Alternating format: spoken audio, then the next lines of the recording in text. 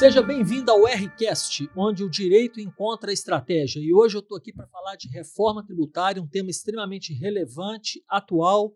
E para isso eu estou aqui com o Dr. Renner Fonseca, CEO do R Fonseca Direito de Negócios. E o currículo dele, gente, é impressionante. Eu vou ter que ler, não consegui decorar o currículo dele. O Dr. Renner é advogado, especialista em direito tributário, contador, estrategista de negócios com ampla expertise em governança corporativa e estruturação empresarial. Possui destacada atuação consultiva e contenciosa, especialmente voltada para a reestruturação e proteção jurídica empresarial, planejamento fiscal estratégico, recuperação de créditos tributários e assessoria em reforma tributária. Então é muita coisa. Doutor Renner, seja muito bem-vindo. É um prazer tê-lo aqui para a gente conversar sobre reforma tributária e para nós uma alegria. Olha, o prazer é todo meu. Nem eu sabia que eu tinha esse belo currículo aí, né? É muita experiência, né? São 25 anos aí já de mercado que se vão. E sempre ao lado das empresas e empresários, buscando a melhor solução para ajudar, porque não é fácil empreender no Brasil, né? Já dizia o poeta, empreender no Brasil não é para amadores, né? Já dizia o poeta. Então, a gente precisa realmente ter uma formação específica e multidisciplinar, como nós temos lá no escritório, exatamente para isso, para conseguir apoiar o empresário de A a Z naquilo que ele precisa, garantindo lucro, gerando perenidade para os negócios, não é? Porque a gente brinca que a tributação é inevitável, mas pagar tributo errado é inaceitável. Porque o tributo errado, ele corrói o caixa, ele corrói a estratégia, ele dilapida o patrimônio, ele destrói o negócio. E a carga tributária brasileira, né, a gente já sabe aí a complexidade das normas, que se vão mais de milhares de normas ao longo de anos, e cada dia uma norma nova.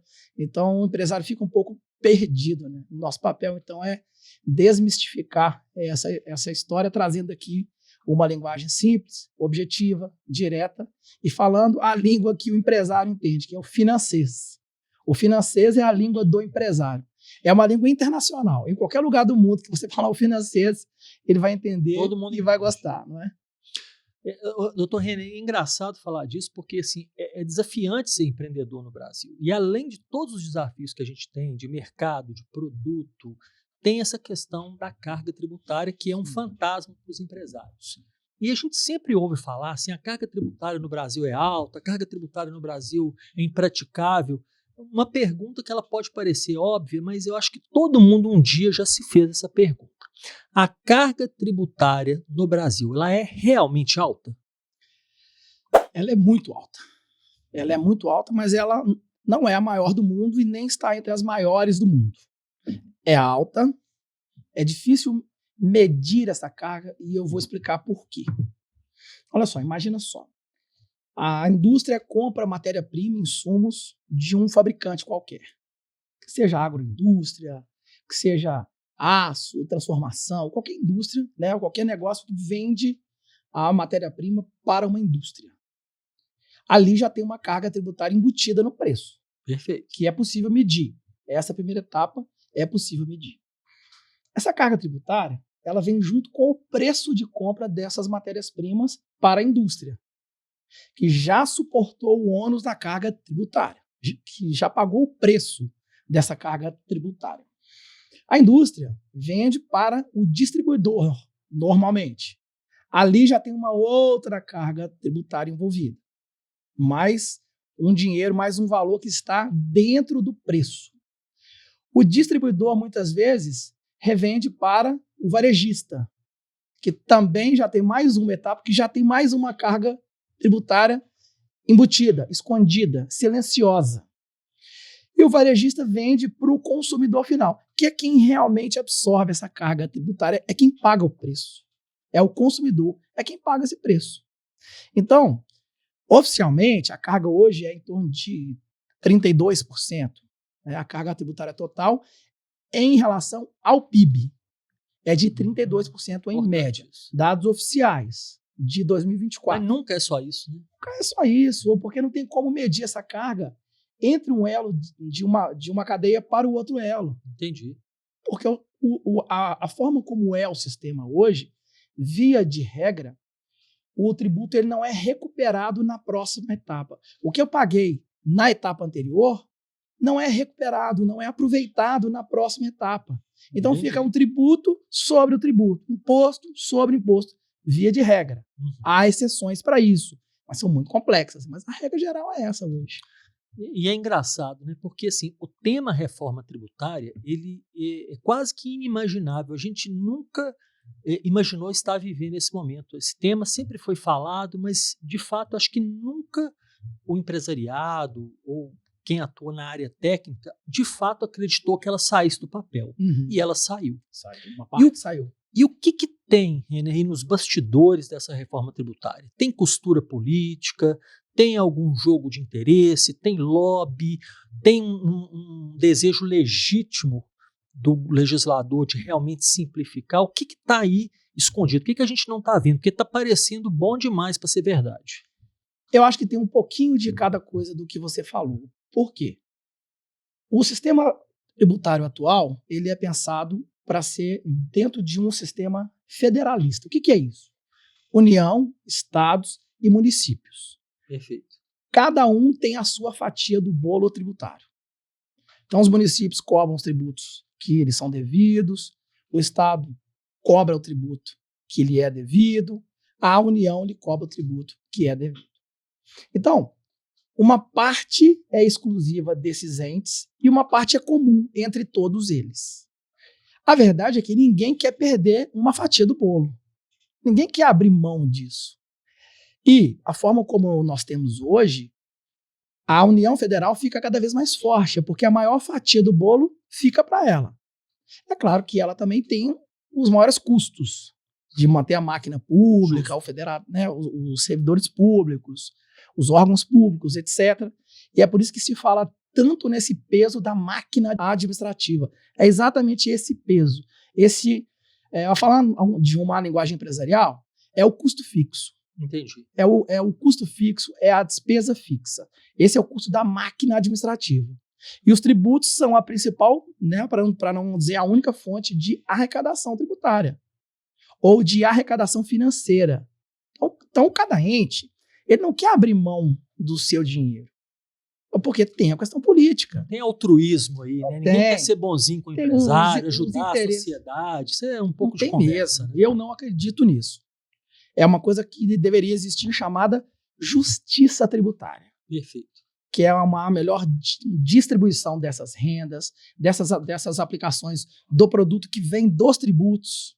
Entendi. Mas a gente vê que na prática não é tão justo assim, porque tem interesses privados que, infelizmente, influenciam nessas decisões. Então, eu quero chegar aonde? Na prática. É que cada ente defendeu politicamente a sua fatia do bolo. É aquela história antiga, né? A farinha pouco, o meu pirão primeiro. É aquela história. Então, a gente vê que há sim um desejo de simplificar a forma como as empresas pagam o tributo. Há sim um desejo para isso. Isso vai acontecer, a gente espera, a gente acredita nisso, porque eu vou sair de ICMS, ISS, PIS, COFINS e IPI para um tributo dual, que é o IVA dual, que vai ser arrecadação única.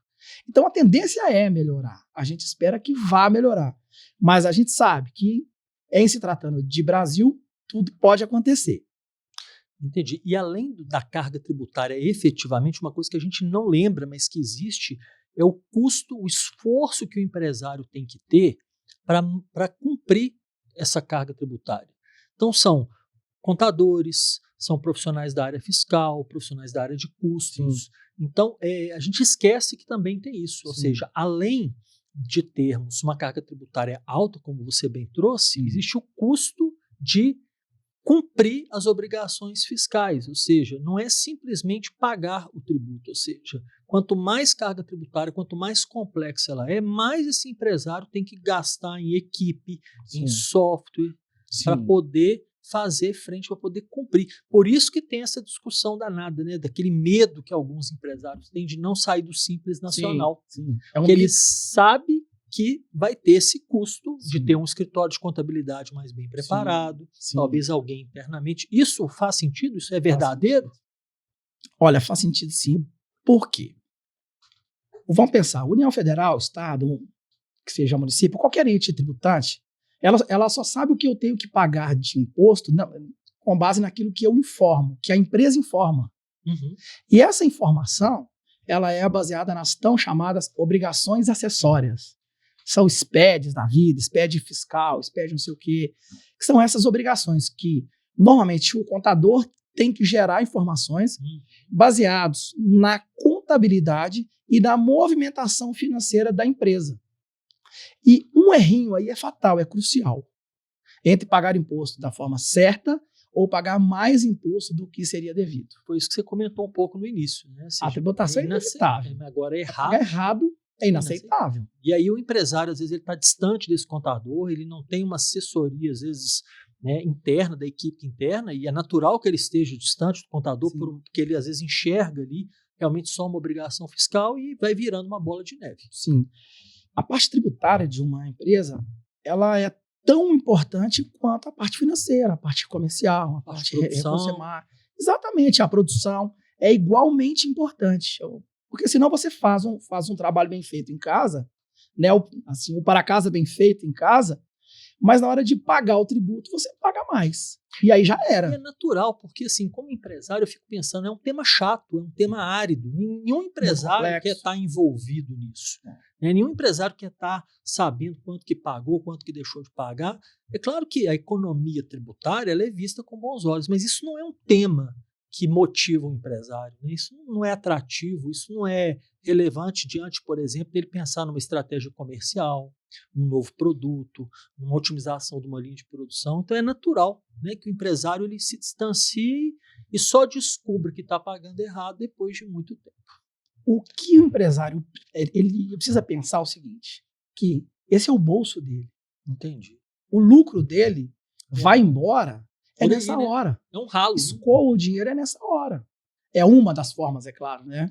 Então ele pode ter uma ótima produção, um time excelente, um negócio excelente, uma marca linda. Mas eu nem vou dizer que ele vai pagar errado. Por um erro contador, um erro assessoria. Técnico. Não, é por uma má escolha, por exemplo. Ou até pela própria complexidade. Ela induz ao erro. A lei traz diversas oportunidades de pagar o mais justo possível. É fato. Existem normas legais que geram benefícios, outras que não geram benefícios. Entendi. Uma indústria que vai ter muito crédito ali do PIS e COFINS, por exemplo, é melhor que ela esteja, em tese, no lucro real do que o presumido. Aí entra em cena o chamado planejamento tributário e estratégia empresarial. O planejamento tributário ele deve ser uma ferramenta de estratégia empresarial, não só de pagar menos tributos, não só de maximizar o lucro, mas sim como parte de uma grande estratégia que envolve o quê? A produção, o negócio, o público, mercado, margens, markup, etc, etc. Mas se o tema,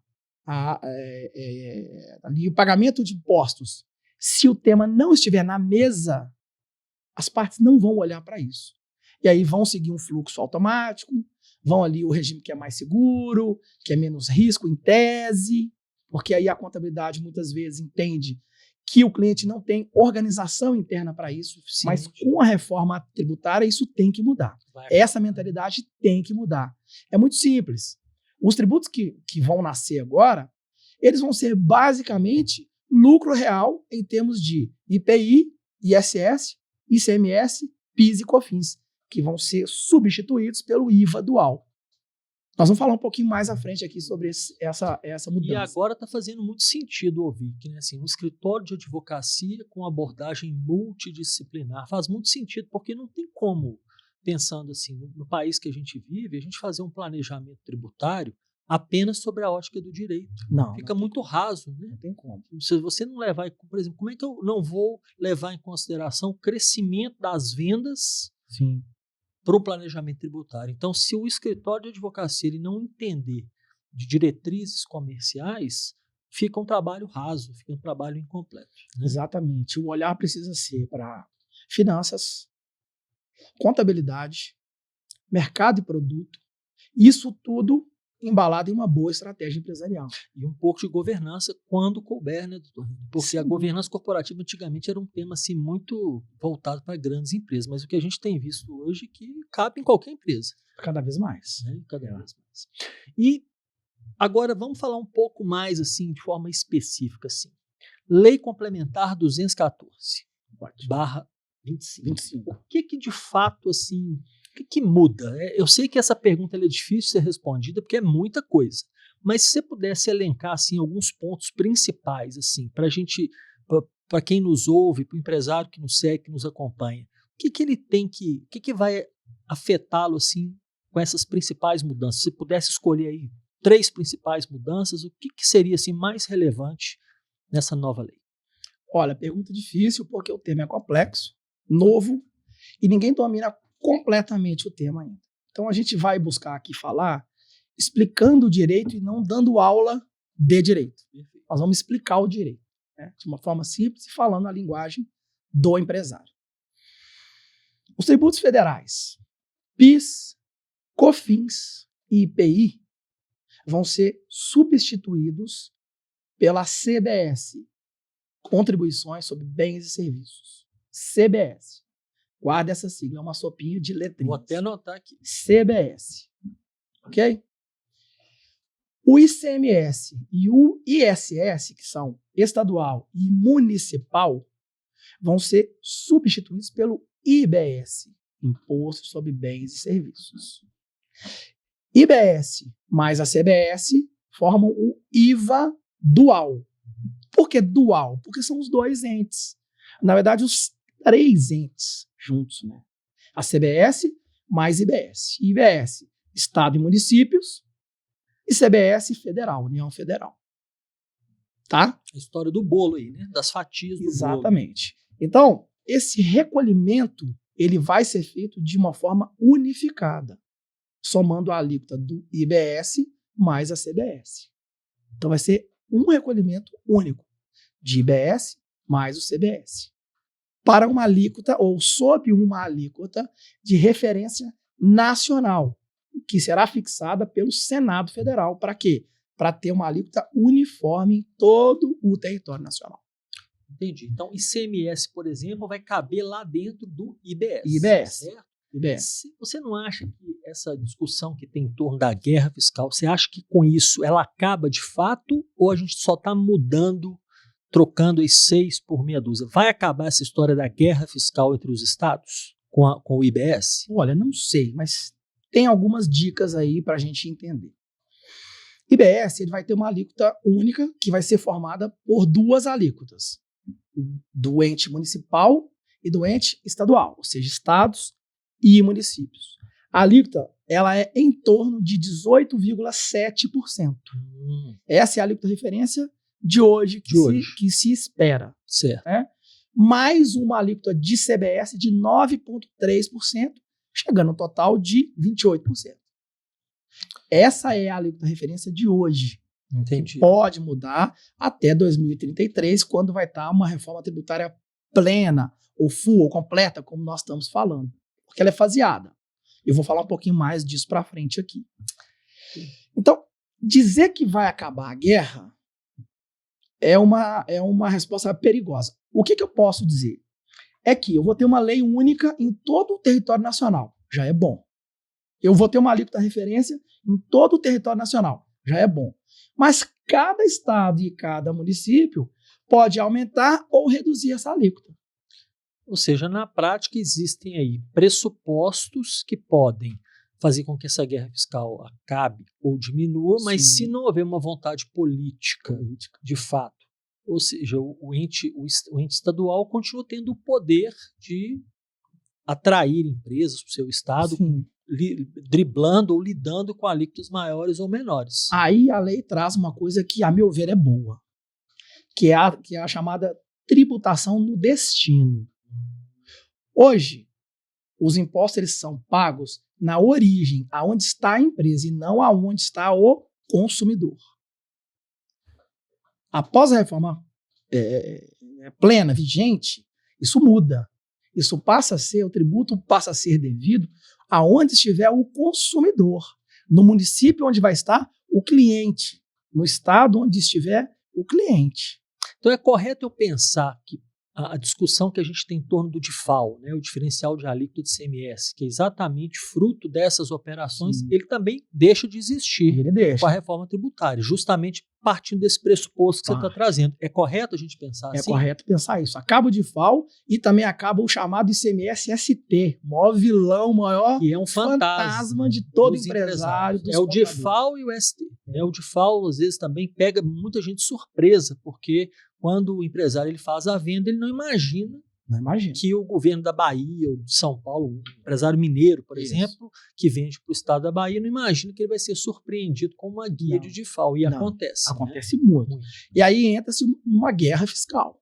Essa é a origem, né? O coração aí da guerra fiscal. Exatamente. Então, ou seja, tem tudo para acabar, mas a gente só vai saber se vai acabar na hora que a coisa estiver acontecendo de fato. Seria isso? Exatamente. Mas aí tem só um detalhezinho importante, que são coisas boas também, né? Porque a gente fala muito de reforma tributária, aumentar a carga tributária. O tributo sempre traz uma coisa ruim para o coração. Então é difícil a gente enxergar coisas boas. Mas tem coisa boa? Tem coisas boas. Exatamente. Mas essa sensação, ela se dá pela injustiça tributária.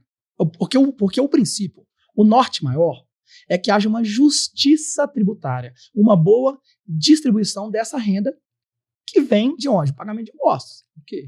Mas, infelizmente, o que nós vemos na prática é o dinheiro na mão de poucos, infelizmente. Municípios como São Paulo, estado como São Paulo, ele tem uma tendência a ter mais o quê? Mais consumidores. Então, mais empresas. Mais empresas, mais maior arrecadação, etc, etc. Então, criou-se um fundo que vai repartir e vai compensar essa desigualdade tributária entre estados e municípios. Entendi. Existe um fundo para isso, um mecanismo para isso que vai ser gerido pelo governo. Isso é bom, na prática é muito bom. O fundo gestor, ele vai arrecadar tudo e fazer a partilha. Dessa arrecadação e dessa partilha vai tirar um pedacinho e vai ser usado para quê? Para compensar áreas que têm menos consumidores, menos pessoas comprando. Para promover a tal justiça tributária. Desejada. A lei já traz isso. As leis brasileiras, via de regra, são boas. A aplicação delas é que às vezes não é ruim. A execução. Mas a lei é boa. A lei é boa. A lei não é de todo ruim. Existem coisas que são uma distorção. Né, a gente, enquanto advogados, né, contadores, etc., a gente questiona algumas coisas, mas a tendência é que haja uma lei mais simples, mais transparente, mais fácil. A tendência é essa. O desejo da lei, a mens legem, a menção da lei é essa. Entendi. É o que a gente espera. Né? Porque, assim, no Brasil acontecem umas coisas que a gente olha e fica sem entender. Né? Você pega o PIS e COFINS e você descobre que o PIS e COFINS ele faz parte da própria base de cálculo dele mesmo. Isso é um negócio até difícil da gente entender. E com a reforma tributária, essas anomalias elas tendem a acabar, né doutor? Olha, é uma coisa boa a reforma tributária. Hoje o ICMS ele é calculado por dentro. O que significa dizer isso? É que ele incide sobre ele mesmo. Tá. Então, a mercadoria ela custa 100, vai incidir um imposto de 18, a base de cálculo é 118 e não 100. Então, incide sobre ele mesmo. Sobre ele próprio. Na reforma, isso vai acabar. IBS e CBS não incidem sobre eles próprios. Aí acaba essa anomalia. Esses tributos não vão ser incidentes sobre eles mesmos. É uma parte boa a reforma, concorda comigo? É o lado bom da coisa. A gente tem que tentar enxergar o lado bom das coisas. Porque, realmente, o tema que a gente está discutindo é espinhoso, ninguém gosta de falar, ninguém quer enfrentar isso, mas... Pelo que a gente está entendendo até agora, tem coisas, né, que não são exatamente como a gente gostaria, mas tem alguma coisa que tem boa intenção, pelo menos, aí, para trazer melhora para o empresário. Sim, seria isso. O lado A e o lado B. Né, o lado B a gente fala daqui a pouquinho, mas o lado A, que é essa parte boa. Outra coisa, por exemplo, hoje quando eu estou no lucro presumido, vamos dizer, o PIS e COFINS, por exemplo, eu não aproveito nenhum crédito de PIS e COFINS sobre as compras que eu faço, sobre as minhas entradas, as minhas aquisições. Isso por quê? As minhas saídas incidem sobre uma base de cálculo presumida do PIS e COFINS. Ok? Essa é a regra geral. Lógico que tem exceções. Norma tributária tem muitas exceções. Via de regra é isso. A via de regra é isso. Na CBS, isso vai mudar. É sempre um débito e crédito. Em tese, eu tenho o crédito de tudo que eu compro ou adquiro mercadorias, serviços, etc., que pagou o CBS. Então, isso vai ser destacado na nota fiscal. Aí já começa uma atenção. Todas as minhas compras agora precisam ter documento fiscal eletrônico idôneo. Não pode ser mais o papelzinho de pau, recibinho.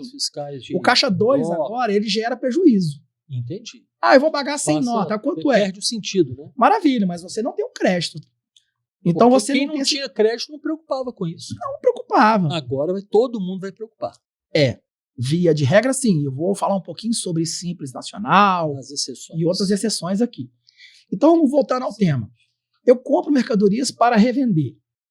Se eu for lucro real ou presumido, não importa, exceto se for simples. Aí eu vou pôr numa outra conta depois, uma outra ideia história, depois. Né? Se eu for lucro real ou presumido, eu aproveito o crédito dessa entrada e o meu débito da saída abate o crédito da minha entrada. Então, eu comprei por 100 a mercadoria, por exemplo. Vamos dizer que veio lá 9% de crédito de CBS. Ou seja, a empresa anterior pagou 9% de CBS. Naquela operação e destacou em documento fiscal eletrônico idôneo. Nota fiscal idônea. Eu vou tomar R$9 de crédito, certo? Joia, maravilha. Se eu vendi essa mercadoria por 200, eu vou pagar a CBS de 9% sobre a saída. Eu vou pagar 18%. Mas eu tomo 9% de crédito. Vale dizer o quê? Que eu vou pagar só sobre o que eu acrescentei de valor agregado. Na cadeia. Na cadeia. Não. Então eu não onero mais os R$100 de novo. E a tal bitributação acaba. É o chamado princípio da neutralidade. O nome bonito é esse. O princípio da neutralidade tributária. Que é cada cadeia ter o seu elo tributário, a sua incidência única tributária. E não passar o tributo para frente. Por quê? Né? Lembrando que quem paga o tributo na prática é quem? É o cliente final, na ponta. É o consumidor. É uma coisa difícil de entender. Às vezes assim, a gente conversa com alguns empresários e ele fala, mas eu estou pagando muito ICMS. Primeiro que ele não paga, ele recolhe. Ele recolhe. Mas isso não é muito claro para o empresário. Ele sempre fica com aquela sensação de quem está pagando, que ele que está pagando o ICMS. Isso é fruto, doutor René, na sua opinião, de um modelo comercial de precificação que não leva em consideração o imposto como uma matriz de fato. Porque uma empresa que não consegue pagar os seus próprios tributos, a gente começa até a questionar a viabilidade dela. Esse negócio não pode ser bom, né? Eu acho que acho que a reforma tributária, talvez ela não mude essa realidade completamente, mas ela vai trazer pelo menos mais clareza sobre essas incidências. Uma coisa importante, o preço ele é intimamente afetado pelos tributos. Mas nem todo empresário domina isso. Não entende, não acompanha. Ele não faz a conta correta. Não faz essa conta. Não faz. Ele faz conta de matéria-prima, mão de obra e custos ali diretos, despesa. Ele não enxerga o imposto como um custo, né, ou como uma despesa. E nem esse imposto que foi pago anteriormente, nem o da próxima saída. Porque, em tese, o crédito para ele deveria ser considerado, né, na precificação, e ele não está considerando. E muito menos na hora de vender, ele está lembrando que tem lá o ICMS. Então, se não tiver uma estrutura, uma organização, isso passa desapercebido. E passa ainda mais desapercebido quando é um tributo sobre serviço, por exemplo, ISS-QN municipal, que não tem crédito de entrada, é só débito de saída. Mas se ele contrata serviços que lhe apoiam naquela atividade empresarial, ele está sofrendo o ônus do ISS de quem prestou o serviço para ele. É uma carga tributária escondida, embutida, que não é clara, que não é transparente. A lei agora visa acabar com isso. Ou seja, ISS, ICMS e IPI, eles vão ter uma clareza maior. Já que estou comprando um serviço de advocacia, por exemplo. Nós vamos ter uma alíquota reduzida. Então, de 28% vai cair 30% no nosso caso. Em tese, vai cair 30%. Essa é a previsão. Então, o tributo que o advogado pagou pelo serviço que ele prestou, ou seja, pela receita que ele auferiu sobre aquele serviço que ele prestou, vai gerar um crédito para a empresa. Esse crédito, então, vai ser usado para abater o débito que a empresa vai ter sobre as receitas que ela gerar, seja de venda de produtos ou de serviço. Com um detalhe: IBS eu compenso IBS e CBS eu compenso CBS. Eu não misturo os dois. IBS é uma coisa só. ISS e ICMS juntos. É uma coisa só. A CBS eu só compenso com a CBS. E é exatamente o valor que foi pago, que foi devido pelo meu fornecedor. E ainda vou pôr uma outra informação aí chamada split payment. O que é isso? No momento em que eu pago o serviço que eu contratei, o governo já vai fazer um split naquele pagamento, naquele boleto. E destinar os entes corretos. Destinar os entes já na hora. Então, essa história do fundo de participação do Estado, de município, isso vai mudar. Vai mudar. Vai mudar. Vai melhorar a arrecadação, em tese, vai ter menos o quê? Sonegação. Mais transparência. Mais transparência. E mais o quê? Simplicidade. Porque eu paguei o boleto. Eu sou o tomador de serviço. Eu paguei o boleto. No momento em que eu pago, o meu fornecedor já vai receber uma parte menor. É como se o governo fizesse uma retenção na fonte, mas de tudo que já é devido da parte dele. E é no boleto, é financeira a liquidação. Não é só de crédito, né, como é hoje a retenção na fonte. Financeiramente falando. Financeiramente. O banco já manda 9% CBS, 18% IBS e manda o restante para o fornecedor. Isso vai chamar split payment. Split payment. É uma parte boa também. Boa da reforma. Pensando em arrecadação é bom. Pensando que o Brasil precisa de ter o caixa para fazer, né, as obras sociais, né, enfim, tudo aquilo que precisa. Os estados. Em tese é bom, concorda comigo? É uma ideia boa. Sim, a ideia é boa, né? Vamos ver se ela vai ser bem executada. Ela vai ser bem executada.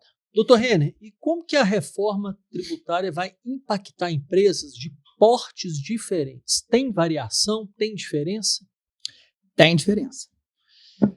Acho que o principal impacto, eu acho que o maior deles e o mais relevante é a formação de preço. Esse é o destaque que eu quero dar aqui nesse podcast hoje. Porque imagina comigo, eu vou sair de uma alíquota que, em tese, é uma alíquota que eu até fiz uma conta aqui, né? Uma alíquota que sai de 19,25% somando o PIS, a COFINS mais IPI, ou seja, 9,25% de PIS e COFINS lucro real, mais 10% de IPI, em tese. Então, daria 19,25% para 9,3% em tese, porque nada está 100% definido ainda. Mas a empresa que não é industrial, ela não paga IPI. Então, ela vai sair de uma carga tributária de PIS e COFINS de 9,25% para uma carga de 9,3%. Eu já tenho um pequeno aumento.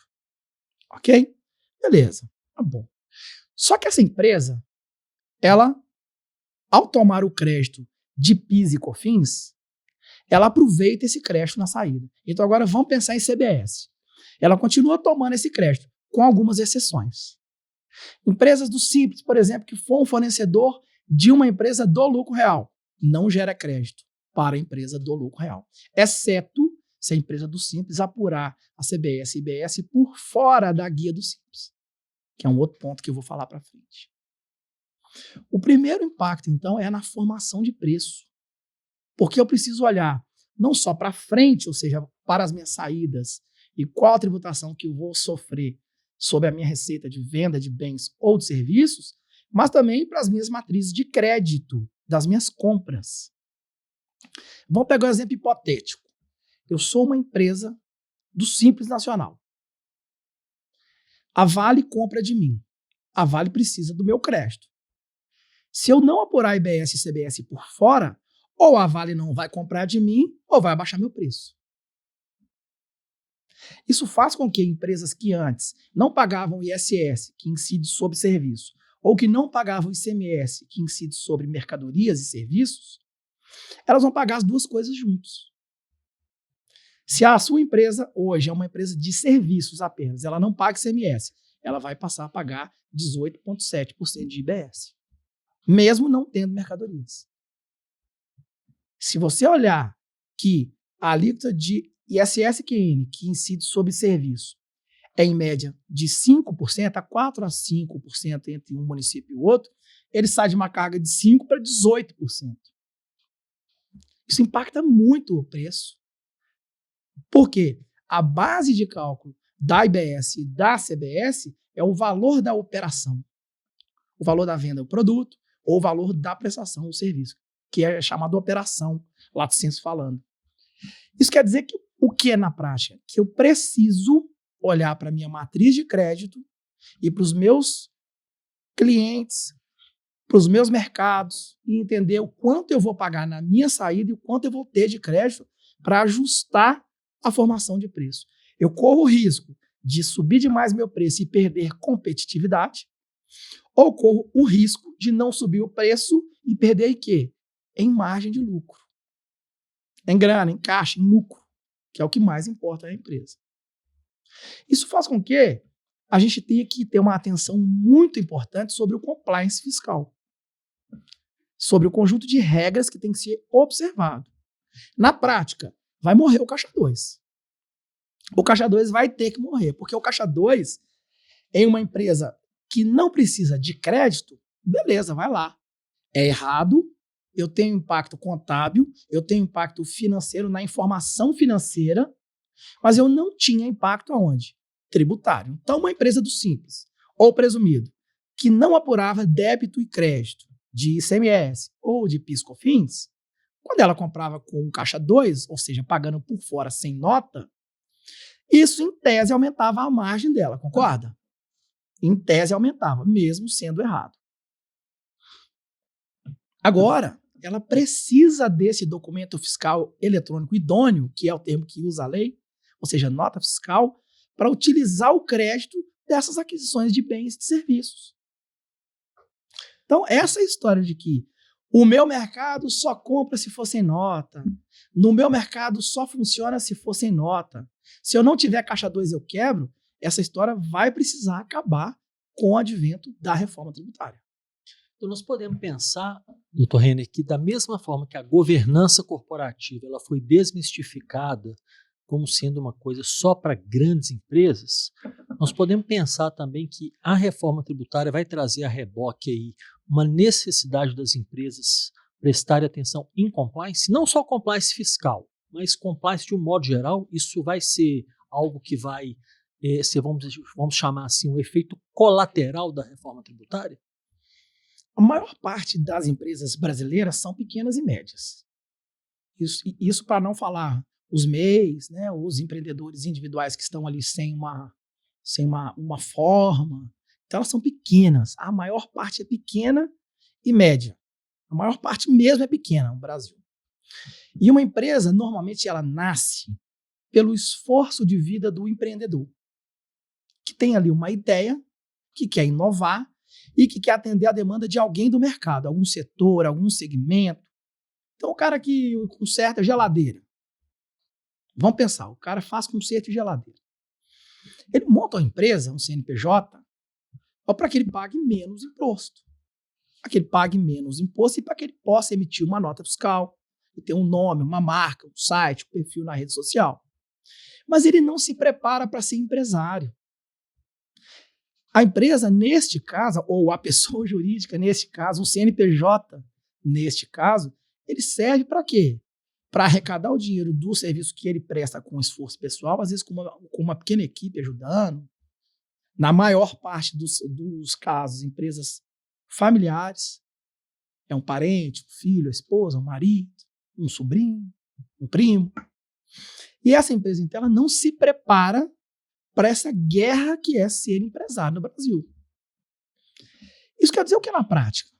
Que ele aprende a ser o técnico, o fazedor, o executor, o profissional, e ele vai empreender apenas para dar forma àquilo que ele faz.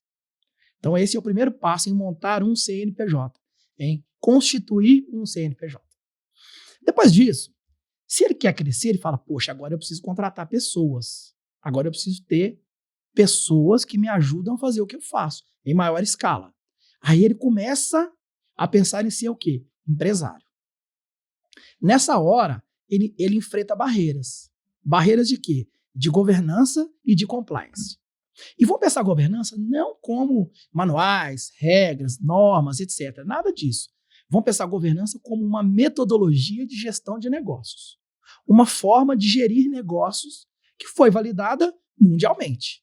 E que tem pilares. São princípios que norteiam essa gestão, essa metodologia. E princípios como transparência, como isonomia, como prestação de contas, que se traduzem em documentos, em regras, em combinados, várias coisas na prática. Com a nova sistemática tributária, as empresas precisam ter mais atenção com as compras, de onde compra, de qual fornecedor compra, para quem vende, para qual mercado. Porque se não observar isso, a conta pode ficar muito alta. Ao vender, eu tenho um débito e eu vou ter que pagar um imposto. Mas se eu não tiver o crédito das minhas entradas, isso aumenta muito o custo que eu vou ter nas minhas saídas. Então, a minha carga tributária tende a aumentar. E a formação de preço, ela precisa acompanhar a carga tributária.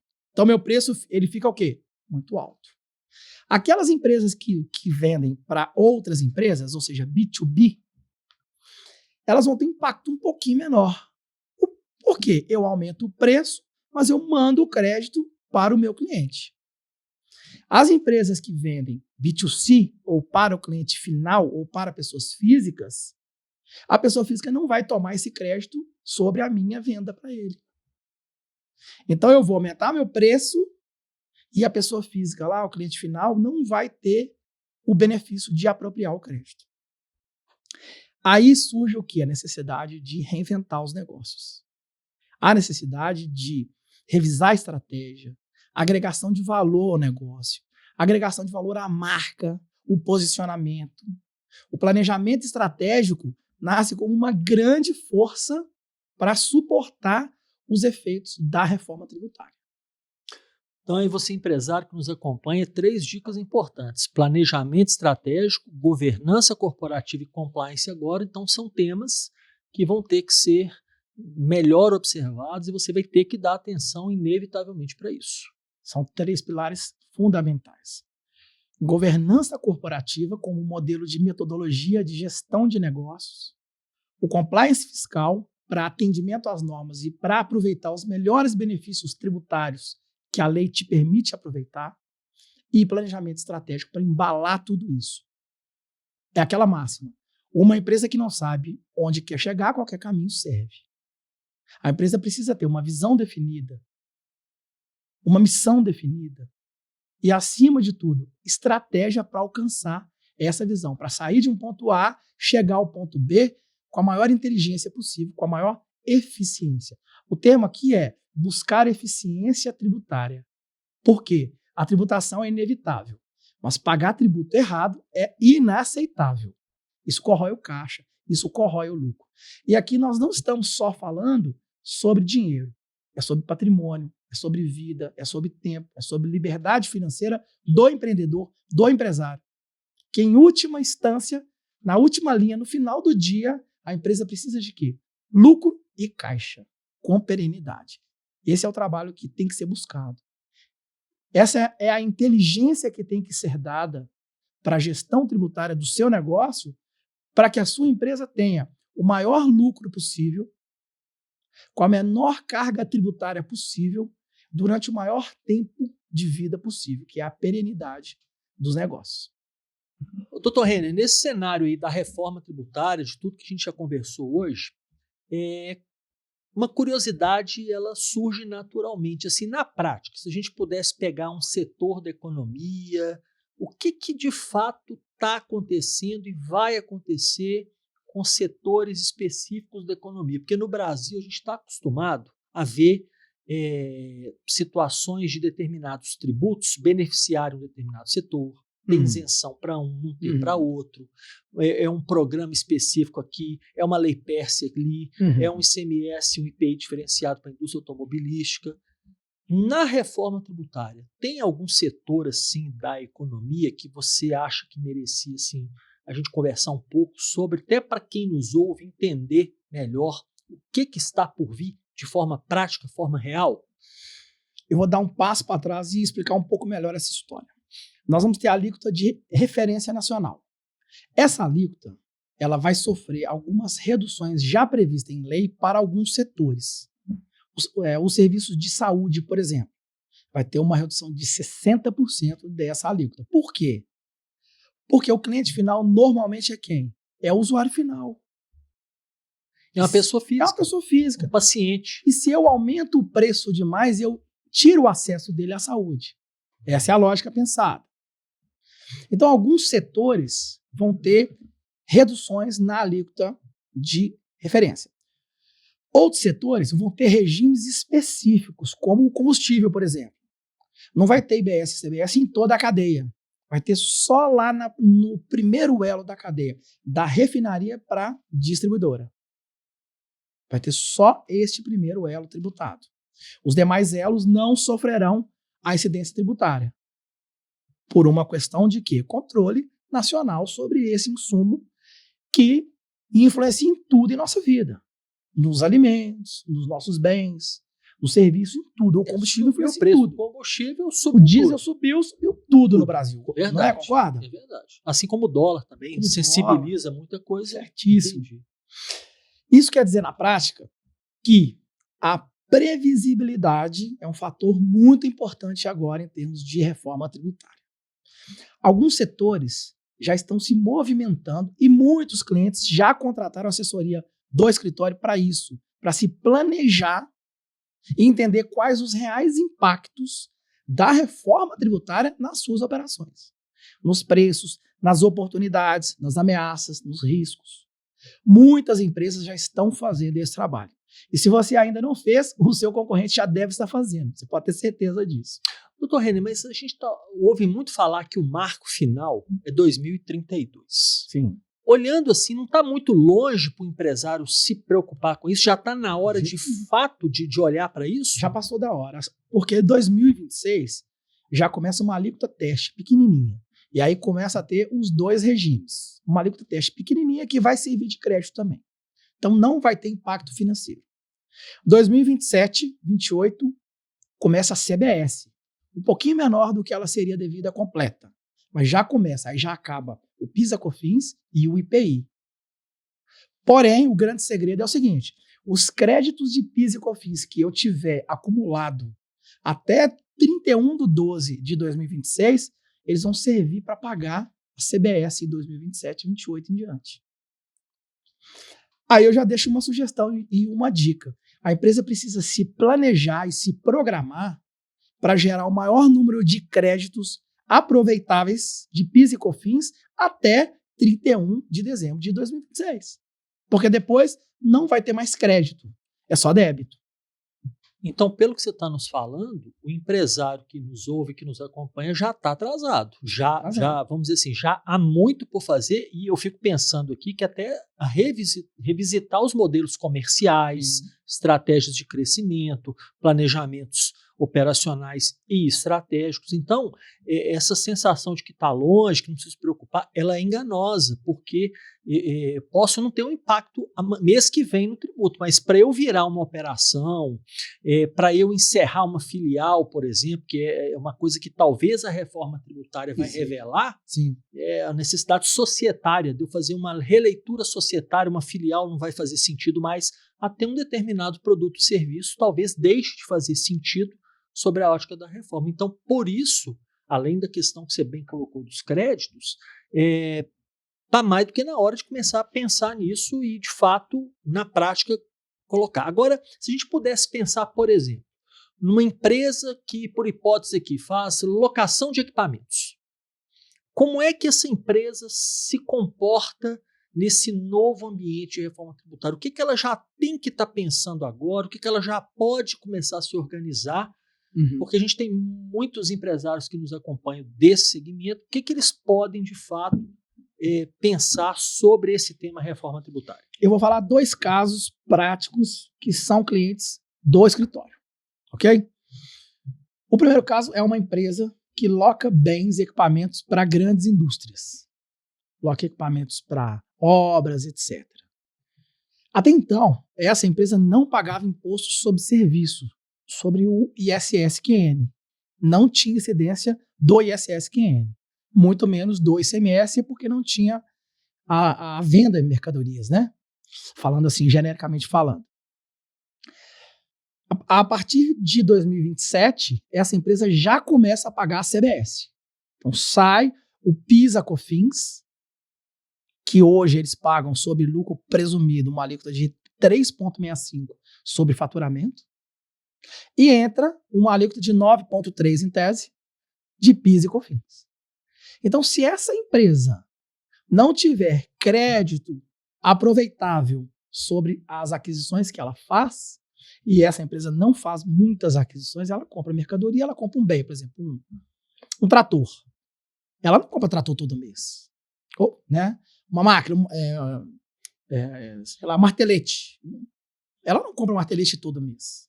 A cada compra que ela faz desses ativos, ela tem direito ao crédito fracionado, escalonado o crédito dela. Diferido, vamos dizer assim. Diferido. É como se fosse o ICMS, o crédito ICMS sob ativo mobilizado. Perfeito. Então, se ela não revisitar a estratégia empresarial e a matriz dos créditos sobre as aquisições que ela faz, ela vai ter um débito muito alto na saída sem crédito para compensar. É como se ela tivesse que criar gordura agora para um tempo de... Rever a estratégia negocial. Ou seja, aproveitar esse momento em que a reforma não está vigente, criar um estoque de créditos, uma estratégia saudável e legal para em tempos mais adversos ela ter essa segurança. Seria isso? Mão de obra, por exemplo, não gera crédito BS e CBS. Mão de obra salariada, CLT, não gera crédito. Não gera. Então, as empresas elas têm uma tendência a internalizar alguns serviços. Vamos dar um exemplo aí, TI, por exemplo. A empresa maiorzinha que tem uma certa estrutura, um certo porte, ela internaliza integralmente a TI. Uma boa estratégia é repensar se é possível contratar fora. Ou esse time pode sair, logicamente observados os riscos trabalhistas, é claro, né? Esse time pode sair, montar uma empresa e prestar serviço no mercado, inclusive para a própria empresa. Isso pode virar até uma estratégia ou um novo negócio. Ou seja, que isso tem um pano de fundo jurídico. Tem um pano de fundo jurídico. Feito de qualquer forma. É societário, é trabalhista, é civil e sempre com uma gestão dos riscos legais aplicáveis em cada uma dessas estratégias. Aqui nós estamos só pensando a lápis. Imagina só a TI hoje que você tem um custo enorme. Esse custo é todo CLT, não gera nada de crédito. É possível, mas é recomendável uma assessoria específica para isso, é possível que eu terceirize essa atividade. O Supremo, inclusive, já vem flexibilizando a pejotização. É um tema que já está constante no Supremo Tribunal Federal. Essas estratégias, esses olhares, um em cada área, ali em cada setor, em cada segmento, vai ser necessário, vai ser fundamental, porque se eu seguir com a mesma estratégia, o que vai acontecer? Aumento de preço, perda de competitividade, retração de lucros, menos geração de caixa. É isso que vai acontecer na prática. Essa empresa, por exemplo, não pagava nada de ISS e ICMS. Ela vai pagar uma IBS, ou imposto IBS, né, uma alíquota de IBS, de 18%. Ela sai de 0% para 18% de IBS. Antes ela não pagava nada. Essa é uma distorção que nós temos aqui na reforma tributária. É um alargamento da base de cálculo, da base de incidência da IBS e CBS. Essa empresa, ela não pagava ISS-QN. Ela passa a pagar do dia para a noite 18%. Lógico que de forma escalonada, a partir de 2027 até 2032. Então, se a empresa chega em 2027 sem um planejamento já executado, ela chega sem créditos, ela chega sem poder escolher aquele novo regime tributário, e mais do que isso, os regimes vão conviver entre si alguns anos. Olha que loucura, a empresa pode estar no lucro presumido, apurando IRPJ e CSLL como a base presumida, sem ser o lucro real, e sem olhar o débito e crédito, então, para esses dois tributos. E de IBS e CBS, ela ser como se fosse um lucro real. Então, o que nós vemos na prática é que muitas vezes a empresa vai ser forçada a optar pelo lucro real. Ela vai ser direcionada Para isso. Porque ela já vai ter que ter um compliance fiscal para IBS e CBS.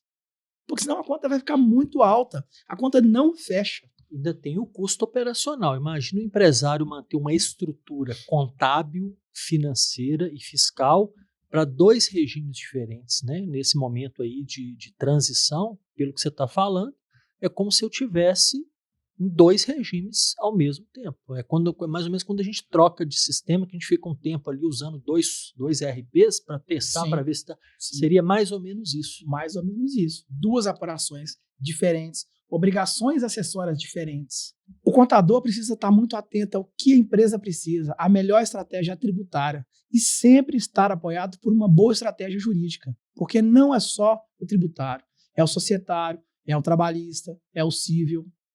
Isso vai impactar muito na formação dos preços e pode corroer lucro, pode perder a competitividade. O empresário precisa se apoiar no seu contador, no seu advogado tributarista, na sua assessoria especializada no tema. E como contador, eu sinto muita falta desse apoio, desse além da contabilidade, porque como contadores, nós temos acesso à reforma tributária sob uma ótica mais fiscal do que tributária. Sim. E eu sinto que com a reforma tributária, inevitavelmente vai ter que ter uma aproximação do contador com o advogado. Isso é verdadeiro, doutor? Eu sou contador também, então eu fico muito confortável em responder essa pergunta, porque alguns empresários enxergam o contador como um tirador de guias, como aquela empresa que cumpre o papel básico, que faz o que é obrigatório fazer, mas que não apoia a gestão na informação contábil. Não tem essa história de que a empresa está dispensada de ter contabilidade. A empresa é pequena, é do simples, ela pode não ter contabilidade. Balela. Toda empresa precisa tomar decisões baseadas em dados seguros e dados confiáveis. E aonde que estão esses dados? Na contabilidade que existe para isso. Um balanço, um ADRE, um ADFC e outros mais instrumentos que são contábeis, eles são fontes valiosíssimas de tomada de decisão. A análise econômica, por exemplo. A empresa precisa, o empresário precisa olhar economicamente para o seu negócio, não só para o caixa. Uma gestão exclusiva por caixa pode gerar uma ilusão, pode gerar uma ideia de que eu tenho muito dinheiro, eu vendi muito, mas economicamente ele está tendo prejuízo. E vai gerando caixa ali, às vezes, com o quê? Com dívida, com capital de terceiros caro. E não tem lucro. Às vezes, economicamente, o negócio nem é viável mais. Existem empresas que o quanto mais opera, maior é o prejuízo. A margem de contribuição é negativa, muitas vezes. Por isso, o empresário precisa se apoiar na boa gestão contábil, na boa gestão tributária, na boa estratégia empresarial. Aí é que entra o papel de quem? Do advogado de negócios, que não é apenas o advogado técnico que sabe da lei, que sabe a tributação. Não, é o profissional que entende o negócio como um todo, que sabe finanças, que sabe tributação, que sabe a parte societária, que sabe a parte da estratégia empresarial, que sabe a parte de governança corporativa e compliance, e que sabe se colocar na cadeira de quem? Do empresário. Porque a gente, enquanto técnicos, nós temos que saber aquilo que nós estamos fazendo. Um bom contador, um bom advogado, ele tem que saber das normas, do que tem que ser feito. Mas isso não é o suficiente. Apenas isso não é o suficiente para ajudar o empresário a crescer. A gente precisa entender de vendas, de marketing, de pessoas. E apoiar esse empresário com o olhar de quê? De empresário do mundo jurídico que nós somos também. A ajudar a apoiar a estratégia, a enxergar longas distâncias e não aquela solução de muito curto prazo.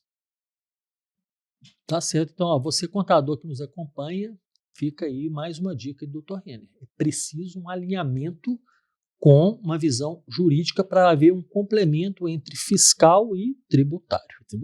E por falar nisso, doutor Renner, uma coisa que inevitavelmente está sendo discutido, nós temos muitas empresas nessa situação e é um público que também nos acompanha, como é que vai ficar a situação das empresas do Simples Nacional perante a reforma tributária? Esse é um capítulo à parte, hein? Isso aí dá um livro, dá um podcast exclusivo para eles aqui. Mas eu vou ser breve e simples aqui, acho que a gente vai conseguir gerar entendimento. Via de regra, a empresa do Simples Nacional recolhe todos os seus tributos em uma única guia, que é uma guia única.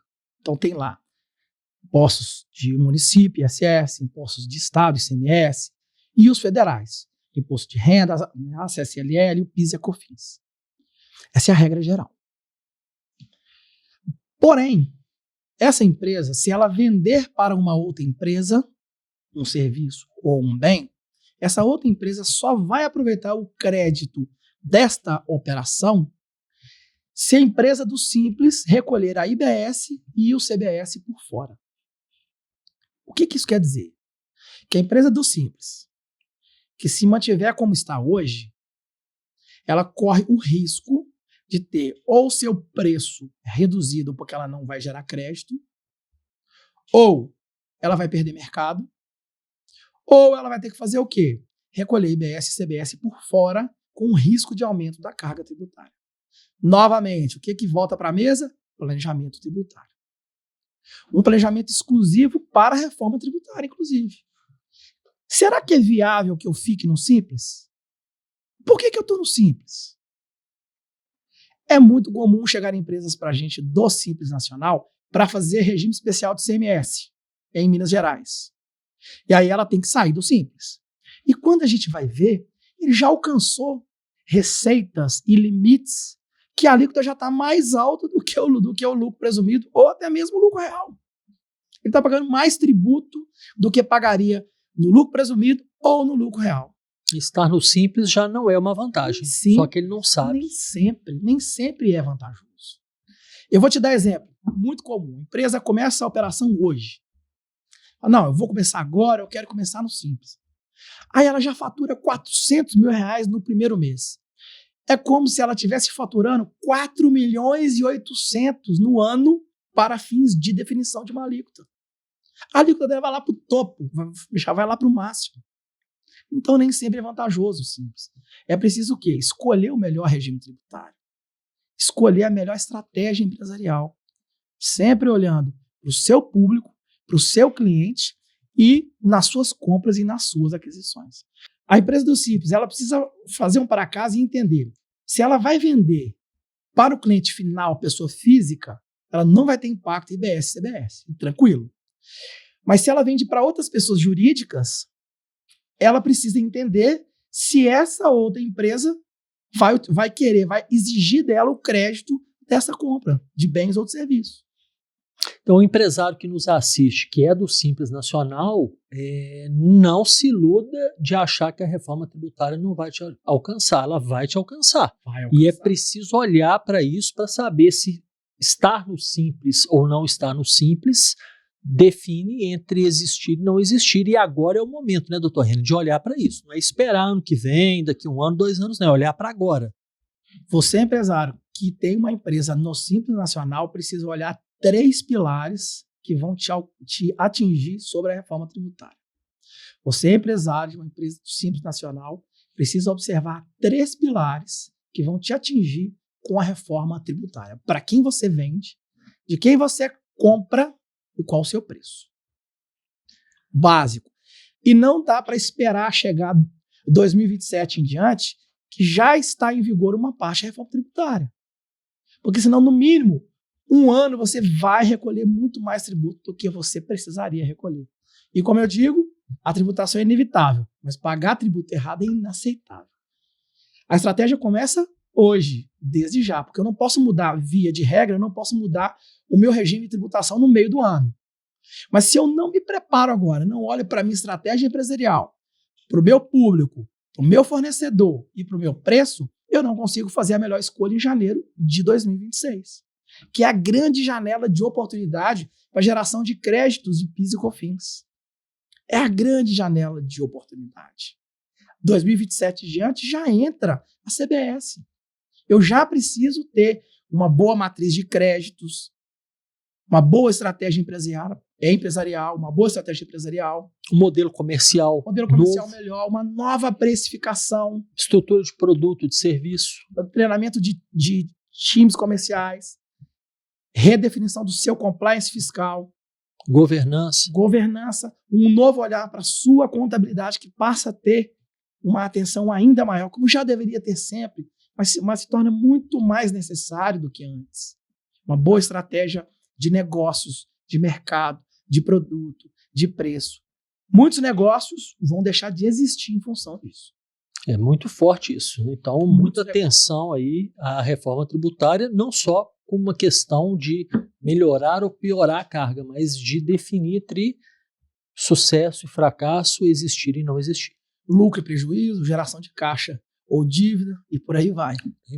Doutor Renner, em relação à reforma tributária, que é o tema do nosso podcast de hoje, a gente ouve muito falar, e acho que não só na reforma tributária, mas é comum a gente ouvir um dizer aqui e outro ali, que a tributação no Brasil ela é focada muito no consumo e pouco na renda. E volta aquela discussão que você já nos trouxe sobre justiça tributária. Sim.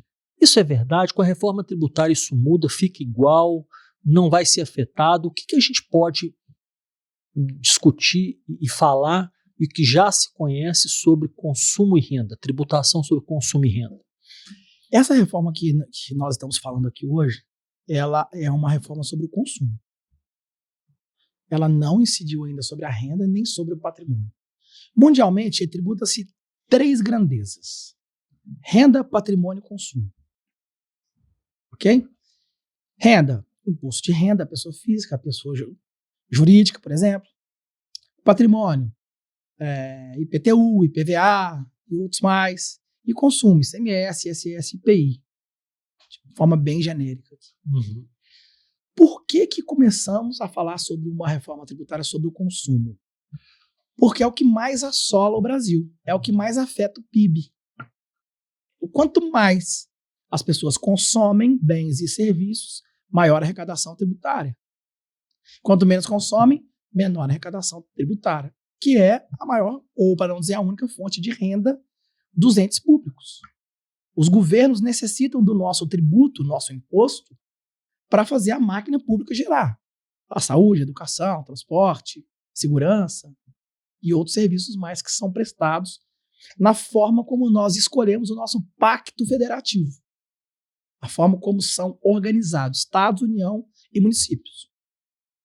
E para isso, o consumo ele tem que ser o menos impactado possível com os tributos incidentes sobre o consumo. Por isso que nós temos como princípio o princípio da neutralidade tributária, que é para não passar o tributo de um elo da cadeia para os outros, onerando o consumidor final, como acontece hoje. ICMS, por exemplo, ele sobre ele mesmo já incidiu um elo da cadeia para o outro. A empresa que não recupera o crédito de uma operação anterior, ela tem que repassar esse custo. E esse custo vai aonde? Dentro do preço. Então, a chamada carga tributária silenciosa. Carga tributária invisível. O consumidor final é que paga o preço. Esse laptop aqui influenciado, em grande parte, por tributos. Essa energia elétrica que está aqui, essa água, esse copo, tudo aqui influenciado pelo tributo. Pelo preço que se paga por termos uma carga tributária embutida, silenciosa.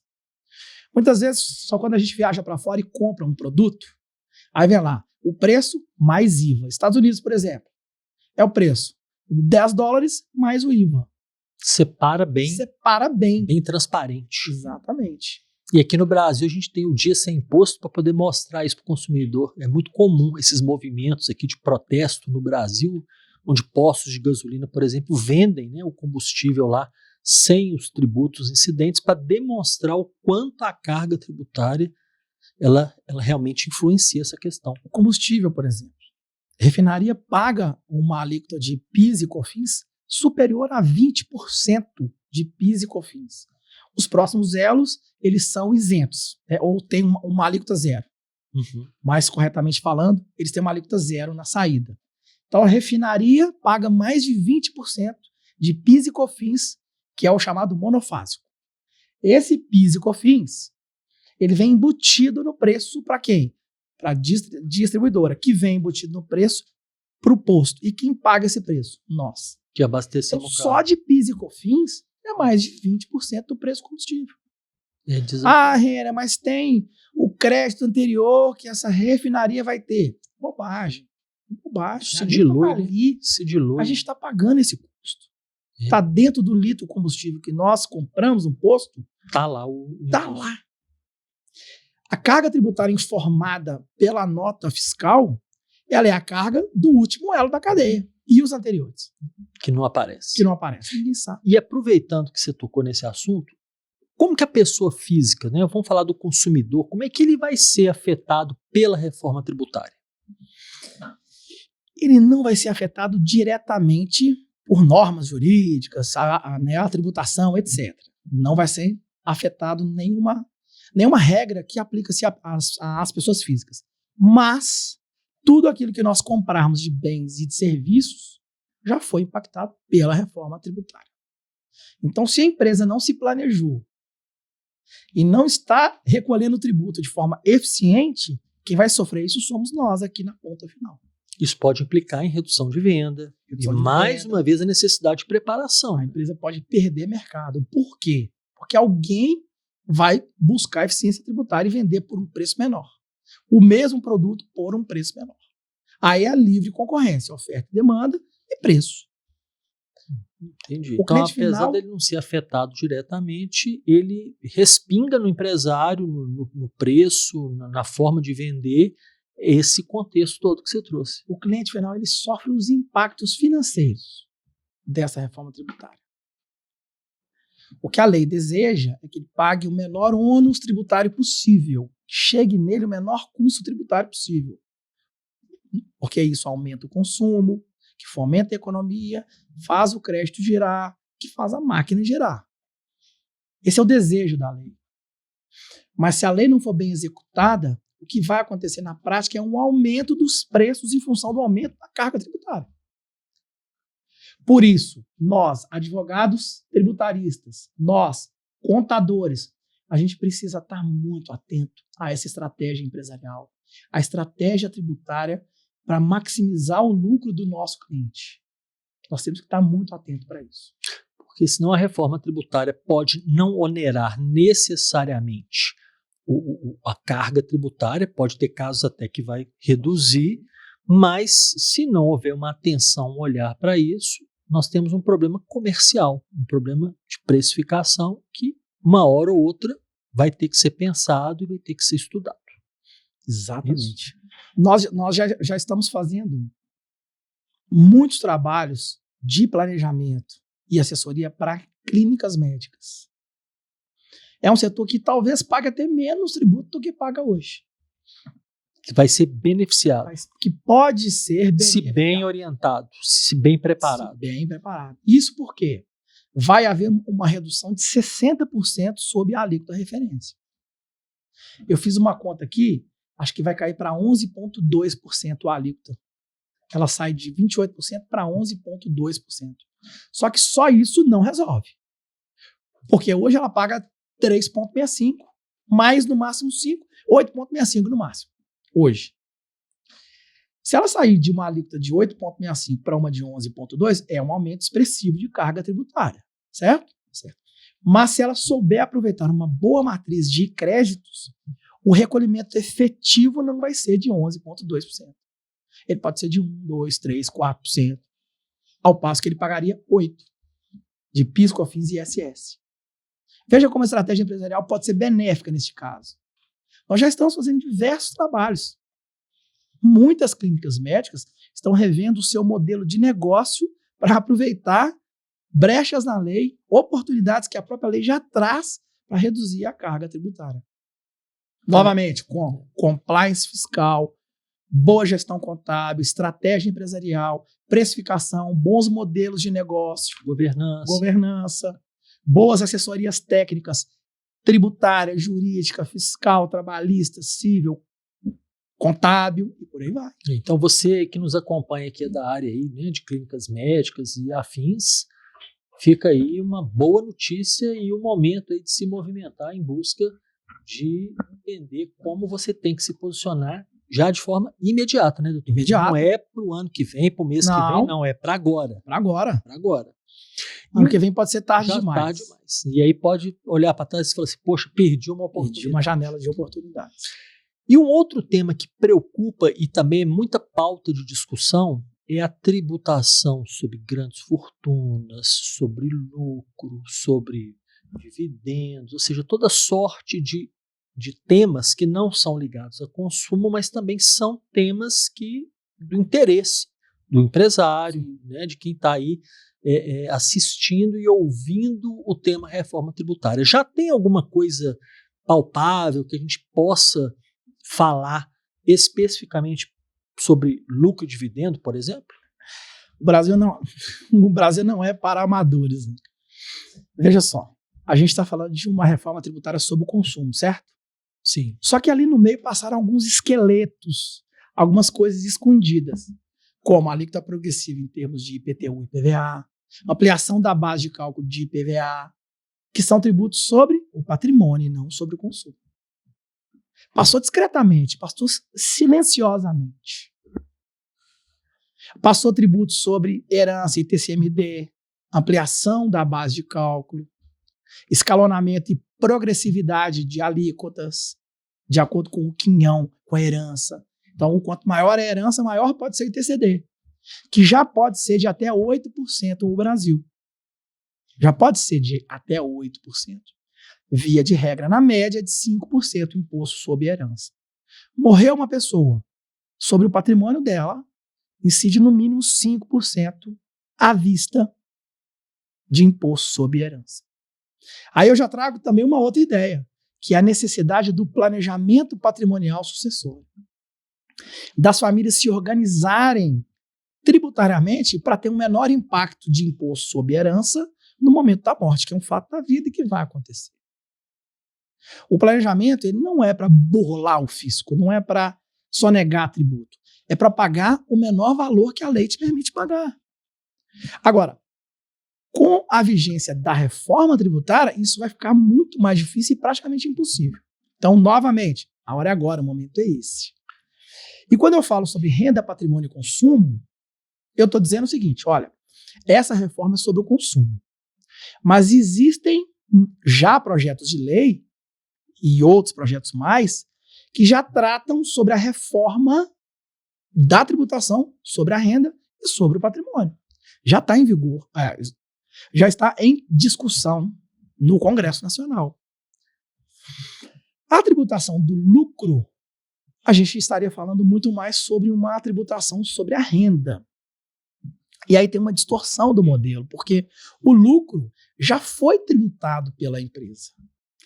Então a empresa tem receita, vai ter a despesa e o custo, vai ter lucro. Nessa despesa e custo, já tem tributo. Então o lucro, se ele for tributado, ele seria bitributado. Há projetos, há esforços do governo em ampliar a tributação da renda sobre o lucro, mas até agora o que nós temos são tentativas frustradas. Não tem nada concreto ainda. Existe uma história que vai tributar o lucro acima de R$50 mil por mês. É uma história. Existe uma outra história que vai tributar 100% do lucro. Mas nada concreto ainda. A gente espera e acredita que isso não vai acontecer, porque isso é um grande efeito nefasto. Eu não vou entrar em polêmica de justiça social, de redistribuição de renda. Não é esse o nosso olhar. Aqui o olhar é tributário, e isso não seria justo. Essa justiça social ela deve sim ser feita, mas por outros meios. E o governo tem meios para isso. A nossa parte empresarial ela não pode ser afetada desta forma em função de uma necessidade que o governo tem e que tem que fazer mesmo. E que tem outros meios para isso. Reduzir a máquina pública. enxugar o custo da máquina pública e por aí vai. Então, nós podemos entender que o empresário que nos ouve, além de se preocupar com o CNPJ, ele vai ter que preocupar com o CPF também. Tem que se preocupar. Ou seja, a reforma tributária traz também uma necessidade real e imediata do empresário olhar para o seu CPF também, do seu CPF, cônjuge, filhos e por aí vai. Exatamente. E são diversas estratégias para isso, né? Você pensa. A gente ouve falar muito de holding, né, doutor Renner? É uma das estratégias? Holding é uma delas. Né? Holding nada mais é do que pegar o patrimônio que está a pessoa física hoje e incorporar numa pessoa jurídica de forma estratégica. E aí a pessoa física deixa de ter imóveis, de ter uma cota de empresa e passa a ter a cota da holding. Isso fica em nome da holding. Isso afasta um pouco o risco, isso facilita a sucessão e pode, se bem feita, gerar uma economia tributária sobre a sucessão, pagando menos tributos ou pagando o valor justo que a lei te permite pagar, e não os valores exorbitantes que são pagos hoje. A gente vê famílias que têm que vender um bem para pagar um imposto sobre herança, que não tem dinheiro de pagar um imposto sobre herança. Aí tem que entrar com ação judicial, pedir o juiz que autorize a venda do bem. Isso fica muito mais caro, muito mais trabalhoso. Já tem que lidar com o luto da morte, ainda precisa lidar com uma situação de estratégia tributária no pós-morte. É muito cruel isso. Muitas coisas que precisam ser pensadas aí. Exatamente. Não tem CNPJ forte sem um CPF forte. Doutor Renner, nós falamos muito de empresas, falamos muito de consumidores, de empresários. Agora vamos falar um pouco dos advogados. Ok. Falamos também dos contadores. Sim. Agora vamos falar um pouco dos advogados. Como é que o advogado que se posiciona de forma estratégica, e a gente tem muitos advogados que acompanham o nosso podcast, eles devem se posicionar perante os seus clientes nesse cenário de reforma tributária? Qual a dica que você pode dar para o colega aí de profissão em relação ao assunto? O advogado, atuando em qualquer área do direito, ele precisa ser um parceiro de negócio do cliente, parceiro de negócio da empresa. E não meramente o profissional que vai aplicar a lei, que vai defender numa ação judicial. Isso também é importante, mas não é suficiente apenas. Isso é básico, a gente tem que ser bom naquilo que faz. Nós somos bons intérpretes de lei, nós somos bons defensores dos direitos, mas acima disso a gente precisa aliar essa capacidade técnica com uma capacidade de negócio, com a capacidade de sentar na cadeira do empresário e entender de temas que vão afetar o negócio do empresário. Temas como estratégia. Qual é a estratégia do meu cliente? Qual é a estratégia negocial? Qual é o plano estratégico que ele tem de curto, médio e longo prazo? Como é que é o posicionamento dessa marca? O meu cliente tem uma marca X, eu atendo o concorrente dele. Cada um tem uma estratégia empresarial. Cada um tem um perfil de gestão. A gente precisa entender de vendas, de cadeia logística, de fornecedores, de estratégia negocial, de utilizar o direito, seja o tributário, societário, trabalhista, o civil, ambiental, ou qualquer direito. Utilizar isso como ferramenta para criar estratégias para maximização do lucro do empresário. Ou para que ponha dinheiro no bolso dele, ou para que evite sair dinheiro do bolso dele. Porque no final das contas, atrás de um CNPJ existem pessoas que querem lucro, que vivem daquilo, tem empregados, tem fornecedores, e todo mundo precisa que essa empresa tenha sucesso para que todos vivam daquela estrutura empresarial. Nós, enquanto advogados ou contadores, a gente precisa estar de mãos dadas com o nosso cliente. E para isso, a gente não pode mais ficar naquela postura técnica, aquela postura de lei, de norma, etc. A gente precisa apoiar o cliente na prática, sentir a dor dele na cadeira dele. Entender que ele tem que fazer gestão de pessoas, negociação, venda, marketing, o produto, relações societárias. Olha, por trás de toda relação societária existe o quê? Uma relação humana. Existem pessoas, muitas vezes famílias, que trazem conflitos de dentro de casa para dentro do negócio. Nós precisamos estar sensíveis a isso. Não é meramente um planejamento tributário que vai resolver o problema da empresa. Para eu fazer um bom planejamento tributário, eu preciso entender a fundo a operação da empresa. Eu preciso entender o público-alvo dela. Eu preciso entender o produto dela. O que esse produto resolve? Onde esse produto é comprado? Qual o canal de venda? O principal canal de venda? O principal canal de aquisição de clientes? Eu preciso entender de marketing. Eu preciso entender de formação de preço, de finanças. Renner, mas eu não sou contador, eu só sou advogado. Não tem problema, se apoie em parceiros. Mas a gente não pode ter a visão distante do nosso cliente. Nós temos que estar perto, nós temos que estar junto, nós temos que entender qual é a dor desse cliente, qual é o benefício que nós podemos gerar para ele. Isso vai se dar com o quê? Com um olhar holístico, um olhar por cima da empresa. Entendendo que, às vezes, eu rever a cadeia de fornecedores, eu mudo a formação de preço. Às vezes eu entender que aquele serviço que ele está chamando pelo nome X é um outro serviço e tem uma outra tributação menor. Nós já tivemos um caso muito, muito bacana, que era uma empresa de telemarketing. E que, na verdade, ela fazia acionamentos de guincho. A seguradora acionava essa empresa para acionar os guinchos. Então, o cliente estava lá na rua, bateu o carro, ligava para eles. Esse telefonema era atendido por uma pessoa, que era entendido como o telemarketing. Além dele, a próxima etapa ali, que era acionar o guincho, também era entendido como o telemarketing. E tinha oportunidade tributária aí. A gente pôde separar as operações, entendendo que cada operação tinha a sua peculiaridade. Uma operação tinha regras trabalhistas diferenciadas, a outra não tinha. Uma tinha benefício tributário, a outra não tinha. No final das contas, a gente separou a operação, reviu essas etapas passo a passo e gerou uma economia tributária gigantesca para o cliente. É um caso real em que a gente precisa entender de quê? De parte trabalhista, da operação do cliente. A gente teve que ir para dentro da operação. Os PAs, né, que são chamados PAs, antigamente tinha muito, agora tem menos, que já tem muita tecnologia. A gente teve que sentar lá e ver como ele fazia o atendimento. Isso é entender o negócio. Isso é olhar o negócio a fundo, de perto. E não lá do nosso escritório, sentado na cadeia.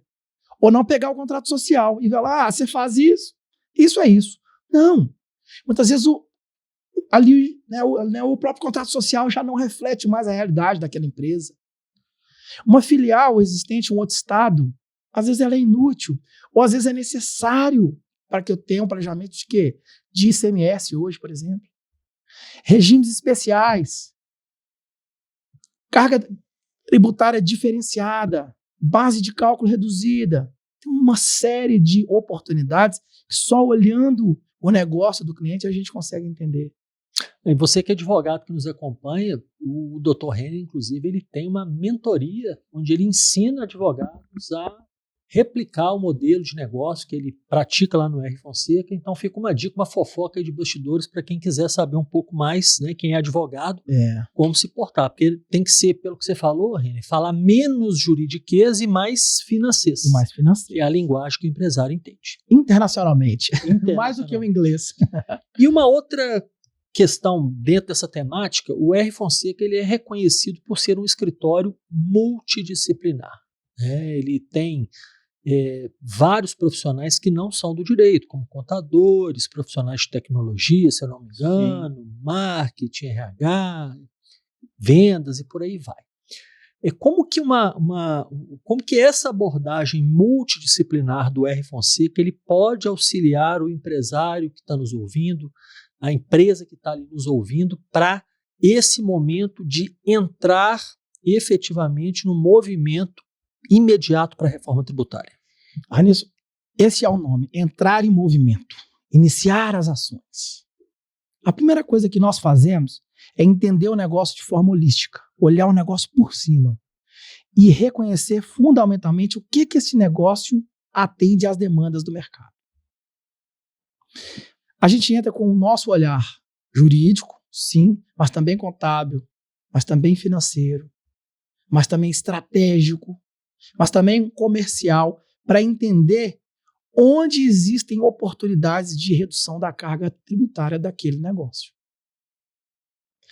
Eu preciso entender a cadeia de fornecimento, eu preciso entender o público-alvo, eu preciso entender as praças. Às vezes, abrir uma filial, eu não gero uma economia tributária direta, mas eu gero economia logística. Eu gero economia de escoamento e produção ou de venda de bens e serviços. Então, é uma série de ações coordenadas, orquestradas, que vão gerar, no final do dia, mais lucro, mais dinheiro no bolso do empresário. Então, a Fonseca, ele busca ser mais do que simplesmente um escritório de direito, sim, justamente por ter entendido que a proposta do direito de negócios vai muito além da advocacia. Exatamente. Seria essa a proposta. É por isso que se chama direito de negócios. E para isso a gente tem times de especialistas em cada uma dessas áreas, porque ninguém é bom em tudo nessa vida. Verdade. Então, nós temos times com especialistas que vão a fundo em cada uma dessas áreas. Quando eu falo, por exemplo, em terceirizar uma parte da operação, eu tenho um risco trabalhista que tem que ser avaliado. São diversas nuances que eu não domino, por exemplo, trabalhista. Como tributarista que você é. Como tributarista que sou, eu não domino tudo da parte trabalhista. Eu tenho natural boas noções. Então eu trago meu time trabalhista junto, que vai avaliar os riscos, as oportunidades, o que os órgãos judiciais aceitam como lícito, o que a lei aceita como lícita. E por aí vai. Eu venho com o meu time contábil. Os contadores entram e avaliam a parte fiscal. O que está informado lá na Receita Federal? O que está no SPED? No bloco K, no bloco aonde? K, o bloco H. Aí também não sei falar detalhadamente, porque a gente vai um time fiscal, né? Os analistas fiscais entram, extraem os dados, analisam, interpretam os dados. Muitas vezes a gente encontra oportunidades ali, no que a própria empresa informou. Às vezes a empresa tem um débito muito grande e fez parcelamentos ordinários e paga parcelas muito altas e estão impactando o caixa. A gente tem uma solução para isso, a transação tributária. A transação tributária, ela é uma estratégia de redução do valor total da dívida tributária, mas acima disso, é uma estratégia de geração e melhoria do fluxo de caixa. Então veja que não é só um olhar tributário, é um olhar financeiro nesse caso. Aí você senta no lugar do empresário, tem um processo de empatia para entender que o que ele precisa não é só pagar menos tributos, que ele precisa também de um apoio, de uma transferência de know-how e de tecnologia. O que o empresário precisa conhecer é do seu negócio. A parte jurídica e contábil é com a gente, é problema nosso.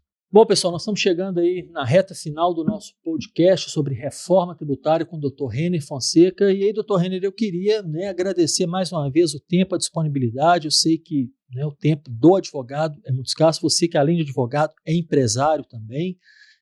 Fica aqui o nosso agradecimento. Você trouxe temas relevantes, eu acho que esclareceu bastante aí quem nos acompanha.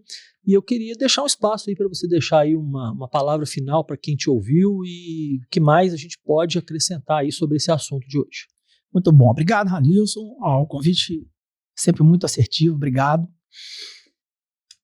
A gente hoje aqui tratou de um tema muito denso, muito, muito técnico, de uma forma bem simples, bem empresarial, com um olhar empresarial. O que o empresário precisa entender? Que reforma tributária é uma realidade, não é mais aquelas coisas de normas que não pegam, lei que vai cair em desuso. Não, ela é uma realidade. A tributação vai mudar, ponto final. E se você não se preparar, a sua carga tributária pode aumentar, o seu preço pode cair e a sua competitividade pode ficar impactada. E o seu concorrente deve estar fazendo agora um trabalho de planejamento para ter o menor impacto possível com a reforma tributária. Então, aqui a gente falou sobre reforma tributária na prática, na veia. Uma forma simples, sem muito tratamento e sem muito luxo. Sem muito juridiquês. Sem muito juridiquês e sem muita embalagem.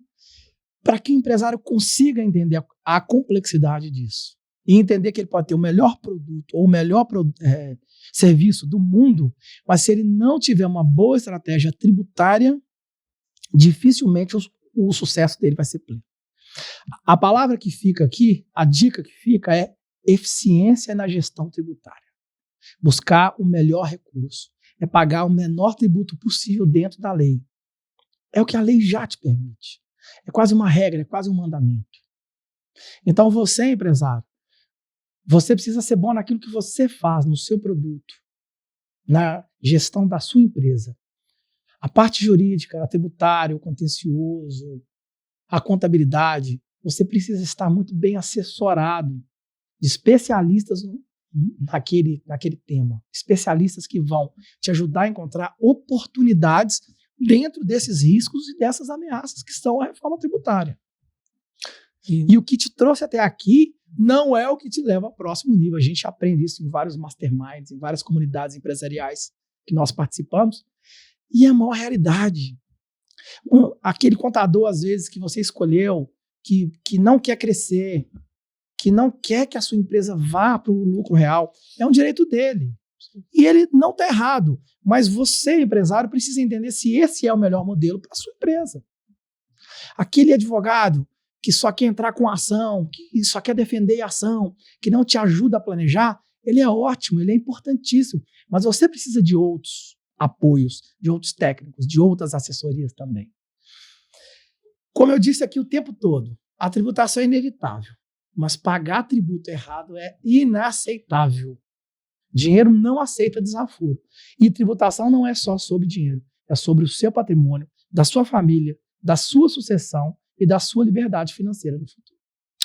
Muito bem, então já vou deixar uma dica aí para a produção, já reservar outras agendas aí com o Dr. Renner, porque tem muito mais coisas para a gente falar sobre reforma tributária. Como você bem disse, foi só hoje pequena demonstração, né, do tamanho do assunto.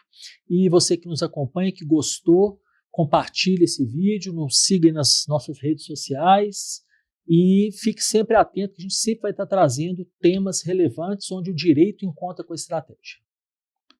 Maravilha, valeu. Isso aí. Obrigado, doutor Renner. Obrigado.